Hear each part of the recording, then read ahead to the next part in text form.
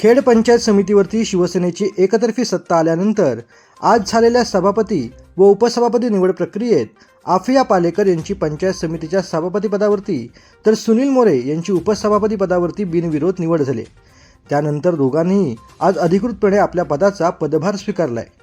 यावेळी नवनिर्वाचित सभापती व उपसभापती यांचे जिल्हा परिषद सदस्य अरुण उर्फ अण्णा कदम, सौ अनिता अरुण कदम, जिल्हा परिषद सदस्य व शिवसेना खेड तालुका प्रमुख सचिन धाडवे, जिल्हा परिषद सदस्य मानसी जगदाळे, रेवती पाटील, उद्योजक शैलेश कदम, सिकंदर जसनाईक, सुप्रिया पवार तसेच सर्व पंचायत समिती सदस्यांच्या उपस्थितीत शाल व पुष्पगुच्छ देऊन त्यांचं स्वागत देखील करण्यात आले।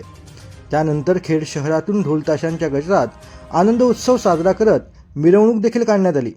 मिरवणुकीदरम्यान खेड शहरातील हुतात्मा अनंत कान्हेरे यांच्या पुतळ्यास तसेच डॉक्टर बाबासाहेब आंबेडकर यांच्या पुतळ्यास पुष्पहार अर्पण करून अभिवादन देखील करण्यात आलं। यावेळी माध्यमांशी बोलताना नवनिर्वाचित सभापती आफिया पालेकर व उपसभापती सुनील मोरे यांनी शिवसेना नेते रामदासभाई कदम तसेच गृहराज्यमंत्री योगेश कदम यांचे आभार मानले। त्यांच्या मार्गदर्शनाखाली पुढील काळात खेड तालुक्याच्या विकासासाठी आणि जनतेच्या सेवेसाठी काम करत राहणार असल्याची भावना त्यांनी यावेळेला व्यक्त केली। नमस्कार, मी डॉक्टर आफिया नजीब पालेकर, माननीय ज्येष्ठ नेते रामदासभाई कदम, गृहराज्यमंत्री योगेश दादा कदम यांच्या आशीर्वादामुळे आज मी खेड तालुक्यातील सभापतीपद त्यांनी माझ्या जिम्मेदारीवर सोडलेलं आहे। याच्यासाठी मी आभारी आहे।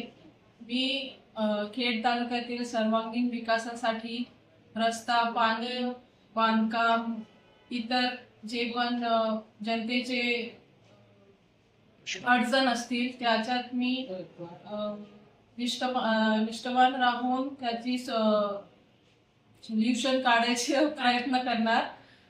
या पदाला प्रामाणिकपणे न्याय द्यायचा मी पूर्ण प्रयत्न करीन आणि जनतेचा आशीर्वाद असाच माझ्यासोबत असावा ही माझी अपेक्षा आहे।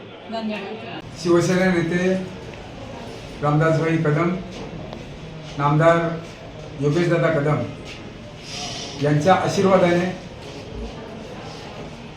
आज उपसभापती म्हणून माझी निवड झालेली आहे।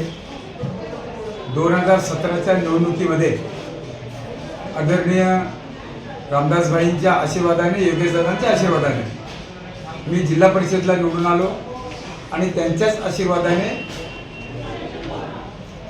जिल्हा परिषदला शिक्षण अर्थनिकडे सभापती झालो। त्याची पोचपावती म्हणून भाईने मला परत पंचायत समितीला उमेदवारी देऊन निवडून आणलं आणि आता परत उपसभापती केलं।